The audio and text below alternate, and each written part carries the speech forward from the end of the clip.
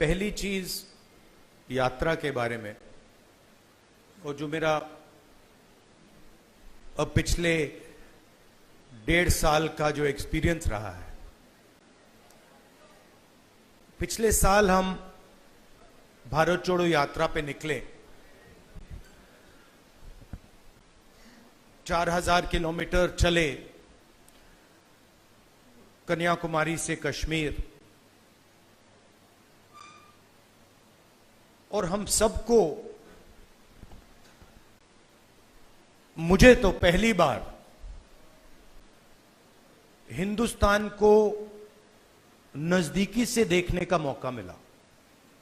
मेरे दिमाग में एक हिंदुस्तान था, एक इंप्रेशन था, और जैसे ही मैं चलना शुरू किया, वो इंप्रेशन टूटता गया, बदलता गया, और अंत में जब मैं कश्मीर पहुंचा, मेरा रियलाइजेशन ये था कि जिस चीज को मैं हिंदुस्तान मानता था वो एक्चुअली हिंदुस्तान था ही नहीं। वो मेरे इमेजिनेशन का हिंदुस्तान था, अनइन्फॉर्म्ड हिंदुस्तान था। और ये जो मैं हिंदुस्तान भारत जोड़ो यात्रा में जिसको देखा है, ये भी एक प्रकार से अनइन्फॉर्म्ड हिंदुस्तान है। ये पहले वाले हिंदुस्तान से बेहतर इन्फॉर्म्ड है, मगर ये भी हिंदुस्तान की समझ नहीं है, सुपरफिशियल है। मगर उस यात्रा में 2 चीजें बड़ी क्लियर थी। एक कि हिंदुस्तान नफरत का देश नहीं है, मोहब्बत का देश है। और इस देश में, इसके डीएनए में रिस्पेक्ट, मोहब्बत, ये बहुत गहरा है। तो चलते चलते मेरे दिमाग में यह सवाल आना शुरू हुआ कि अगर यह नफरत का देश नहीं है, यह पहला देश है जिसने इंडिपेंडेंस की लड़ाई मोहब्बत से लड़ी, और कोई देश है ही नहीं। मतलब कहते हैं कि civil rights movement, Gandhi ji की फिलॉसफी, उसने गांधी जी की फिलॉसफी का प्रयोग किया, मगर जो उनको डायरेक्शन किसने दिया? उनको डायरेक्शन गांधी जी ने दिया, हिंदुस्तान ने दिया। साउथ अफ्रीका में मैं गया था, मंडेला जी ने मुझे यही कहा कि हमें जो औजार दिए गए, हमारी फ्रीडम स्ट्रगल के जो औजार दिए गए, वो अफ्रीका के औजार नहीं थे, वो आपके औजार थे, हिंदुस्तान के औजार थे, और वो औजार हमें गांधी जी ने दिए।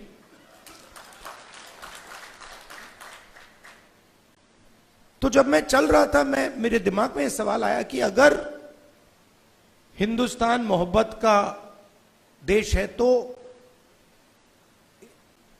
इसमें नफरत क्यों फैल रही है? क्योंकि इतना आसान नहीं होना चाहिए नफरत को फैलाना। हम कहते हैं बीजेपी नफरत फैलाती है, बट कोई ना कोई फाउंडेशन तो होगा, कोई ना कोई बेसिस तो होगी इस नफरत की। तो ये सवाल मेरे दिमाग में था, और आस्ते आस्ते मुझे बात समझ आने लगी कि नफरत का कारण अन्याय है। कि ये देश में गरीबों के साथ, किसानों के साथ, दलितों के साथ, महिलाओं के साथ, युवाओं के साथ, सबके साथ हर रोज अन्याय होता रहता है। 2-3% लोग हैं इस देश में जिनको न्याय का एक्सेस मिलता है। 2-3%, ज्यादा से ज्यादा 5% लोग हैं। उनके लिए कोर्ट्स काम करते हैं, उनके लिए सरकार काम करती है, सारी इंस्टीट्यूशंस में उनके लिए जगह है। बट अगर हम 90% लोगों को देखें, उनके साथ 24 घंटा अन्याय हो रहा है। 16 लाख करोड़ रुपए 20-25 लोगों का कर्जा माफ हुआ। जीएसटी का पैसा है, जनता का पैसा है, किसानों का पैसा है, मगर किसानों का 1 रुपया माफ नहीं होता है। और मैंने सरकार के अंदर से देखा है, जब हमने किसान कर्जा माफी की बात उठाई, जब हम सरकार में थे, तो रिस्पांस मिला कि ये ठीक नहीं है, इससे किसान आलसी हो जाएगा।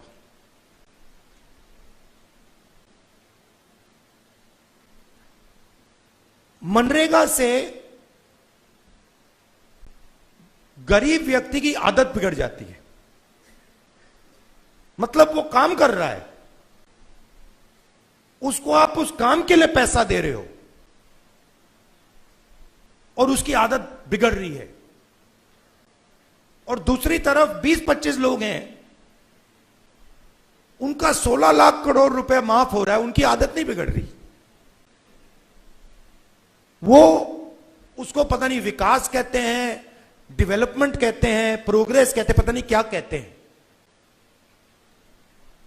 तो अगर आप हिंदुस्तान के धन को देखें और उसको ट्रैक करें तो आपको दिखेगा कि ये जो सोने की चिड़िया कही जाती है, इसका पूरा का पूरा धन किसानों से, युवाओं से, दलितों से, आदिवासियों से, पिछड़ों से छीनकर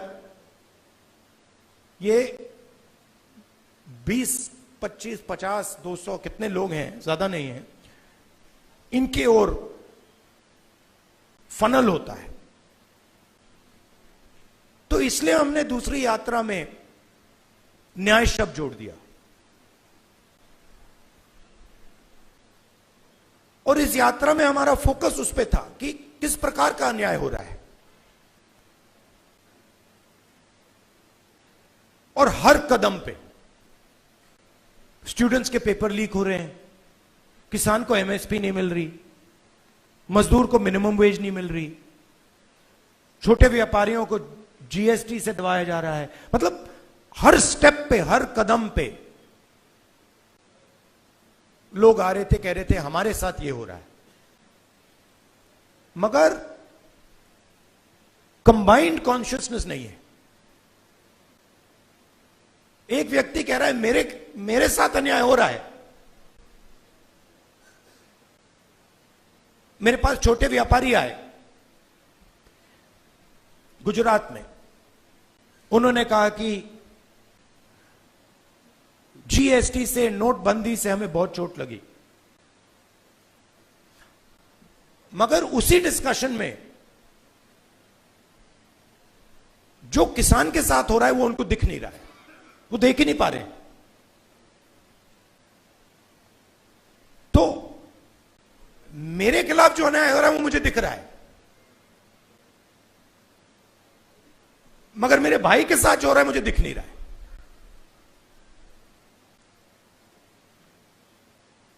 तो यह बहुत जरूरी बात है, क्योंकि जब तक आप अपने भाई के साथ जो अन्याय हो रहा है वो नहीं देखोगे, तब तक कोई मूवमेंट खड़ा नहीं हो सकता।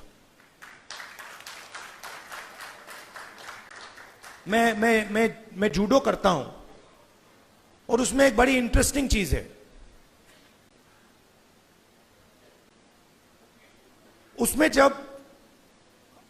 उसमें जमीन पे गिरना पड़ता है, फेंका जाता है व्यक्ति को। तो जब पहले व्यक्ति शुरू करता है तो वो अपने आप को प्रोटेक्ट करने की कोशिश करता है। जमीन पे गिरोगे तो फिर आप अपने आप की रक्षा करते हो। फिर थोड़ा एडवांस्ड होता है, फिर उसको बात समझ आती है, वो जमीन की रक्षा करना शुरू कर देता है। मतलब don't protect yourself, protect the mat. और बड़े मजे की बात दिखती है कि जब आप जमीन को प्रोटेक्ट करते हो तो ऑटोमेटिकली जमीन आपको प्रोटेक्ट करती है। तो मूवमेंट कैसे बनती है? मूवमेंट जब बनती है जब मैं अपने दर्द को छोड़कर मेरे साइड में जो खड़ा है उसके दर्द की रक्षा करना शुरू करता हूं, ऑटोमेटिकली वो मेरी रक्षा करेगा, उसको करना ही पड़ेगा। तो ये एक मेंटल लीप की जरूरत है। सबको दिख रहा है कि भाई किसान को दिख रहा है, मजदूर को दिख रहा है, सबको दिख रहा है, मगर एक दूसरे का दर्द नहीं दिख रहा किसी को। मेरा एक्सपीरियंस है दूसरी यात्रा का। आखिरी बात देखिए, आपने राहुल गांधी का नाम बहुत बहुत बार लिया। कांचा जी मेरे दोस्त हैं, उन्होंने नारे भी दे दिए। ये राहुल गांधी नहीं है, ये हिंदुस्तान में करोड़ों लोगों की फीलिंग है। उनमें से मैं एक हूं और आप मेरे ऊपर फोकस कर देते हैं। बट भारत जोड़ो यात्रा में मैंने अपनी आंखों से देखा, मैं अकेला नहीं चल रहा था, लाखों लोग चले थे मेरे साथ। और एक्चुअली भारत जोड़ो यात्रा की स्ट्रेंथ राहुल गांधी नहीं था। भारत जोड़ो यात्रा की स्ट्रेंथ वो बाकी लोग थे। तो उन पे भी फोकस होना चाहिए। लड़ना हमें एक साथ है और ये हिंदुस्तान के दो एक्सप्रेशंस के बीच में लड़ाई है। ये राहुल गांधी, मोदी, बीजेपी, कांग्रेस के बीच में लड़ाई नहीं है। हिंदुस्तान के नेचर के अंदर दो आत्माएं हैं और ये उन दोनों आत्माओं के बीच में लड़ाई है। एक आत्मा कहती है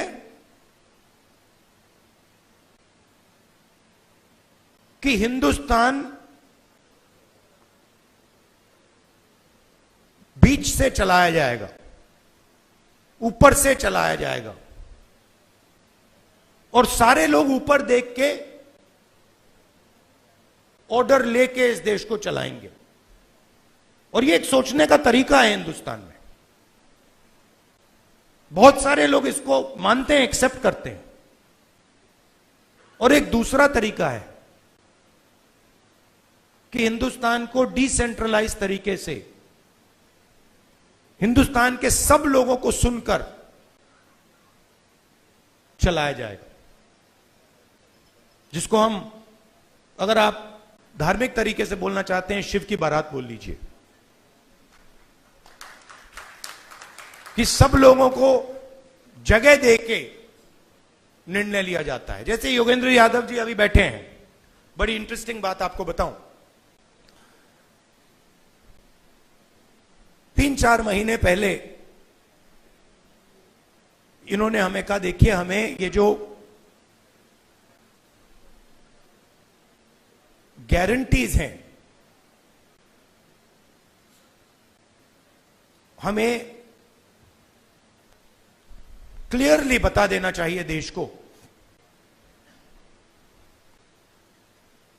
कि इंडिया गठबंधन आएगा तो क्या करेगा। और आज मैंने इनसे पूछा कि आप बताइए, ये जो हमने गारंटीज देश के सामने रखी हैं, इससे आप खुश हैं? तो इन्होंने कहा मैं खुश हूं, मगर बहुत केओटिक डिस्कशन हुआ। केओटिक डिस्कशन हुआ क्योंकि ये एक्चुअली कांग्रेस पार्टी की, राहुल गांधी की, खारगे जी की इंडिया गठबंधन की गारंटीज नहीं है। ये एक्चुअली हिंदुस्तान की आवाज है। उसको हमने चुन चुन के सुन के निकाला है, उसको रिफाइन किया है।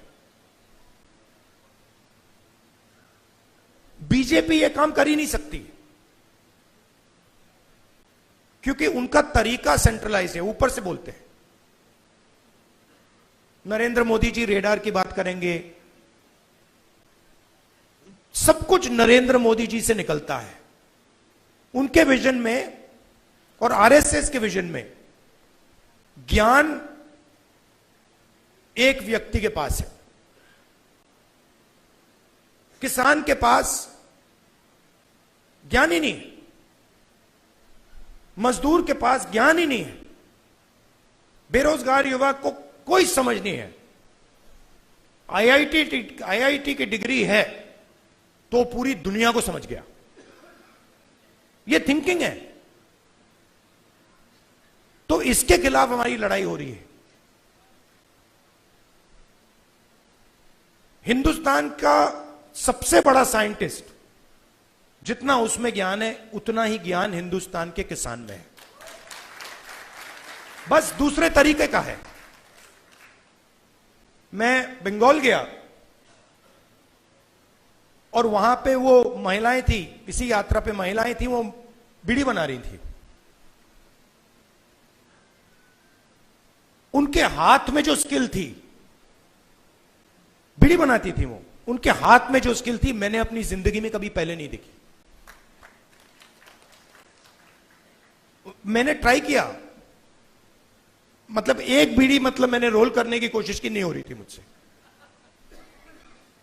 तो वो सालों का, मतलब सालों की स्किल है वो, और उसका इस देश में कोई आदर नहीं हो रहा।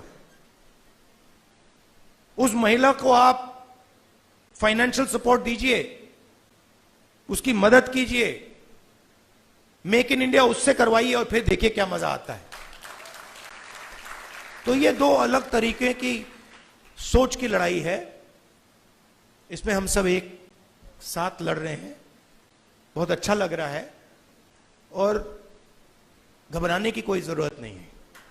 ये आप मत सोचिए कि बीजेपी आ गई, कॉन्स्टिट्यूशन को खत्म कर देंगे, ये कर देंगे, कुछ नहीं, इनमें इतना दम नहीं है, ये नहीं कर सकते। ये इन्होंने मीडिया को कैप्चर कर रखा है, ये आवाज बहुत करते हैं, मगर सच्चाई और हिंदुस्तान हमारे साइड